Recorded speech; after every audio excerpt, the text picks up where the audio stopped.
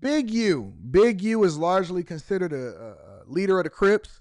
And I seen somebody in the chat say, nobody cares about the Crips. Well, what about the children that are influenced by it? What about the people in the community? What about all of the things that are happening in the culture that we identify as trash because we celebrate it the most? And we got grown men that's 40, 50, 30, 60, 70 years old still out here cripping, trying to influence your children and your kids. And it's a culture over in certain environments like over in Los Angeles where you are expected to be a part of gang culture. You are expected to have stripes. You are expected to put in some work. You are expected to steal cars. You are expected to possibly kill people. It's a big deal. It's a big deal. But this guy has finally been arrested. He regularly appears on No Jumper. I think that Adam 22 is trash, and he has a trash platform, regardless of how many subscribers that he has. I think that he's another person that is horrible, not only for black culture, but for American culture. But this is what's going on with Big U. Recently been arrested by the feds. He went live, I think it was yesterday before he turned himself in. This is what's going on. And in fact, we're following several breaking news stories at this hour. We begin with that South LA man who the feds say used taxpayer money and donations to fund gang activities. In the past hour, we've learned that Eugene Henley Jr. and Brian Mejia were taken into custody. Henley Jr. is a longtime leader of the Rolling 60s Crips, according to the FBI. But in recent years, he worked in entertainment and ran a youth charity that the acting U.S. attorney now says was a front for his criminal enterprise. NBC4's Camilla Rambaldi live in downtown L.A. with the very latest developments on this. Camilla? Now, hi, Colleen. 19 defendants in total in connection to this criminal enterprise. At least two of them appeared in federal court earlier today. And now, as you mentioned, Eugene Henley and another fugitive are now in custody tonight in connection to this case. A known community activist and founder of a youth nonprofit in South LA now facing federal charges. Whenever I hear somebody says community activist or somebody that is active in the community and they are a former gang member and stuff, and I'm not saying that you can't change a life, but usually for me, that's a red flag. Usually for me, that's a red flag. That's a front. That's a front, and it's an excuse for them to continue to stay in the hood. When I see people that can get out the hood, that don't get out the hood, or when I see people that continues to glorify something, or they say, I want the young bucks to put in some work, or they still out in the streets, and there's people online that's like that. Yo, fam, when you start getting gray in your whiskers, when you start getting wisdom whiskers, it's time to walk away. It's time to go ahead and do something different. Usually when I see people that are community activists, or they start to label themselves as community activists, that to me screams red flag. It screams front, personally. A career criminal known as Big U. Eugene Henley is accused of being a longtime leader of the Rolling 60s Crips street gang. Federal prosecutors say Henley ran a criminal enterprise and is accused of a number of crimes, including racketeering, human trafficking, fraud, and the 2021 murder of a musician. He has maintained the image of an entertainment industry entrepreneur running a music label, and of somebody who gives back to the community here in Los Angeles. The facts alleged in the complaint paint a very different picture. It is one of a murderer, a thief, a liar. Federal authorities say there are other alleged gang members facing charges they say are connected to the criminal enterprise. A number of arrests were made this week. The sketches showed two defendants, Sylvester Robinson and Mark Martin, in federal court Wednesday. Look at dog. Look at dog right here. Look. Dad bod, gray beard, and this is just a sketch, so I'm sure it's pretty bad. No hair in the back of the head, none of that, and you still getting arrested for this. Like, listen, I'm not telling y'all to commit crimes. I'm not telling y'all to do something negative. But dog, if you're gonna get arrested today, if you're getting arrested past 40, you're gonna have to tell me you're getting arrested for something like tax fraud or something. I can understand that. You know what? You're getting too much money. You're trying to figure it out. That's something that you can fight. I even believe that you might be really innocent until proven guilty. Like, if you getting arrested past 40, you're going to have to tell me that you're getting arrested for something outside of the same things that the young dudes is getting arrested for. Don't get arrested for drugs and RICO and all of that type. But you still talking about you killing people, rappers, somebody disrespected you. If you're getting arrested after the age of 40, tell me that it's something that you did that's actually like a grown man charge. And don't get me wrong, I don't advocate for anybody to get arrested, but tell me you did something else. You know what I'm saying? A Ponzi scheme or something. Y'all out here, you ain't got no hair in the back of your head and you still putting in work? Showed two defendants, Sylvester Robinson and Mark Martin, in federal court Wednesday afternoon. 4 of the 19 defendants were already in custody. You can't have knee problems. You can't have bad health getting arrested. You can't get arrested before you go to your doctor's appointment. We too old for this. We too old. You know, I'll be seeing people that still be like, yeah, man, I'm from 7 Mile. I'm from 8 Mile.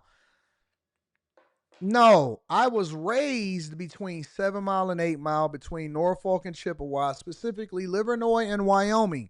That was where I grew up. Now, if you're not in there making sure that you're paying your taxes and changing your community and making sure that your grass is mowed, or you joining some block club or something like that, no, I'm not claiming anything. This is where I live, and I'd like to beautify my community. We too old. We too old to still be stuck on this 18-year-old mindset. I know people that still be on Facebook arguing over stuff that happened in high school. Man, I ain't lying. Somebody showed me something, and they say, yeah, this person from high school was getting it. Dog, wasn't y'all battle dancing in 1998, 99 for the 2000?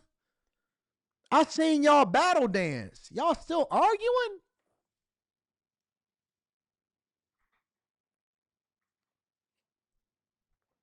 You battle danced over a girl in high school. Tell me you not still arguing. What you arguing about, Claude?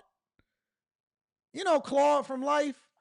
Martin Lawrence and Eddie Murphy was still arguing when they was old. Got the bottle, foot stuck in the bottle.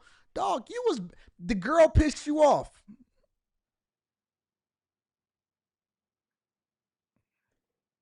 You could never see me jitting. Footwork. Now you arguing over stuff that could take your life. Y'all got kids, grandkids. I recently had to get a hotel room for somebody because they was going through some stuff. And then I found out that they still arguing with women, and women is busting their window. You still bust your windows out your car. You still Jasmine Sullivan getting your windows bust out your car. You still dealing with these chicks busting windows out your car. You riding down the street with spray paint on your car because a girl knifed your junk up. Really? Come on, man. When we gonna grow up? You still putting in work in the hood, banging, rolling yellows. Bodak yellow. Grow up. Grow up. Grow up. Get out the hood. I seen a dude on a live the other day, and he was at a bar. He was doing like this. I said, oh, God, Lord. Give us maturity in our spirit. Defendants were taken into custody in the last 24 hours. Court documents also Somebody state said you're showing your age. And I'm thankful for that because it's a blessing to get old. Listen, when you age and when you get older, it is a blessing. I'm going to play the video. When you get older, it's a blessing. To show your age is a blessing. Pray that you make it to 30, 40, 50 years old. Pray that you get there.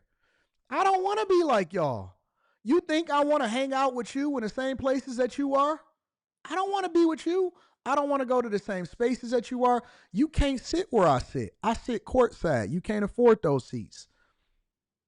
You know what I'm saying? I pay my taxes. You can't come to the places that we go to. We like going to cigar bars and listening to jazz music. I still listen to Shaka Khan when I come to work. You know what I'm saying? I like playing Sade. I'm not interested in hanging with you. I don't want to do nothing with you. You play basketball the way that my knees are set up, is that I don't want to tear an ACL, TCL, BCL, or DCL. And so in order to do preventative maintenance, we going to go elliptical. I don't run on treadmills. I do ellipticals because I want to make sure that my knees is what they doing, what they supposed to do. I'm not interested. I'm not competing with you. I don't want to hang out with you. I don't want to deal with you. I don't want to argue with you. I'm not trying to convince you to do anything like that. I'm telling you that you can do what you do, and we going to be over here with the grown folk.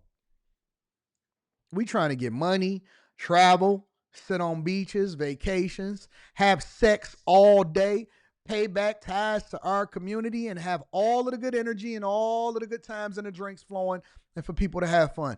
Ain't nobody trying to hang out with you. I'm chilling. I'm discovering sports that I've never seen before. Tennis, racquetball. Dog, I'm trying to go to the U.S. Open. I ain't kidding you. You trying to go to Houston to Mocha Fest. I'm trying to go to the U.S. Open and go see a tennis court match. I want to go to Monaco and see the F1 races. I'm going to go to Vegas and see the F1 races and make sure that I got a good seat. I'm trying to have a pretty young thing bringing me drinks all day long. Ain't nobody trying to be hanging out with you. We good. I was thinking about giving up courtside seats and going to get a suite just so I could sit up there and just be like this. Crazy. I don't even want to be on camera no more. I don't even want to be on camera no more on the court. I'm thinking about getting a suite and be chilling in the suite, eating chicken strips and fries. Nobody hanging with y'all. Fraudulently obtained funding from the city of Los Angeles through the Gang Reduction Youth Development Foundation. Henley was the founder behind the nonprofit Developing Options that helps support at-risk youth. Mr. Henley duped the county of Los Angeles by running a nonprofit named Developing Options, which was set up to pull youth out of the gang life and promote anti-gang solutions. Yet Mr. Henley continued to personally orchestrate violent gang activity that impact our communities. Court documents state Henley had drawn hundreds of thousands of dollars for his own use. Mr. Henley is accused of embezzling donations made by celebrities, professional athletes, and businesses to his charity. Federal prosecutors say Henley could face a 20-year prison sentence if convicted on the racketeering charges. Think about doing 20 years when you're 50 and you're 60. You may never even get out. Think about going to jail when you're in your 50s and your 60s and you're facing 20 years and you may even have to do a cop a plea. Maybe you got to do 8, 9, who knows? Man, what? I got to go in here and when I'm 50 and 60? And we have learned this evening Eugene Henley and Brian Mejia are expected to be in court tomorrow. In downtown LA, Camilla Rambaldi, NBC 4 News. Government and tax records show millions of dollars poured into the nonprofit the feds say was at the center of this criminal enterprise. Our investigative reporter Eric Leonard joins us now with more on how this organization was being funded and where all this money was going. Eric. Oh, hi, Michael. Well, the most surprising discovery here is that the nonprofit called the Ex-Offender Fellowship Network, which was also known as Developing Options, a pair of nonprofits that the city says were essentially one entity, were facing suspensions from state tax authorities. The city of LA has been paying these nonprofits millions of dollars in recent years, and the amounts have only gone up. The California Franchise Tax Board issued a suspension notice in April 2024 for one of the nonprofits operated by Eugene Henley Jr., who federal prosecutors in LA announced Wednesday faces racketeering and corruption charges for allegedly misusing money meant for the city's gang intervention efforts. Henley's most recent contract with the city shows a payment of nearly $800,000 due in July 2024. Unreal. Finessing a city. Stealing tax. That's why Trump is out here auditing the federal government. We need to do it on the locals level too. Y'all basically funding gang activity. That's why I know that LA and all of that junk is so corrupt. Listen, corruption runs all throughout society. Getting money from the city for gang prevention. Stupid, bro. The final installment of a 4-year agreement that paid his groups more than $2.2 million for intervention. Crazy. Henley, seen here in a red carpet photo, began forming the nonprofits in 2009, according to state records. They began receiving city gang intervention funding as far back as 2011. Between 2018 and 2023, LA Controller payment records show Henley's groups received around $500,000 a year. Then, in 2023, a significant increase that followed then-Mayor Eric Garcetti's efforts to increase funding for intervention work after. So when you see these protesters and these Black Lives Matters people and these black people saying, we need more money for gang interventions, we need more money for community involvement, we need more money for recreation centers. Now you know where it goes. Now you know where it goes. They start these nonprofits and it basically continues to fund their lifestyle and fund whatever it is that they got going on. Meanwhile, they saying, man, I'll hit you up. I had that dude killed over there in Las Vegas and Nevada because he was talking tough on a record about me.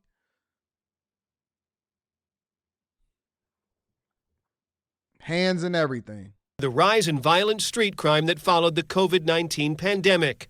Looking at the tax records for the Ex-Offender Fellowship, which includes the city money and private donations, you can see its revenue went from around $500,000 a year to nearly $800,000, then to nearly $2 million for 2023, the last tax return available. That was the big time where all black people kind of benefited from all of these donations and city funding, federal funding, from corporate funding. Anything that was a black organization, they finessed everything. Where was the money going? The tax returns show while Eugene Henley Jr. was paid $95,000 as president and director, nearly all the money collected went to compensate unnamed top staff members, including corporate officers, directors, and trustees.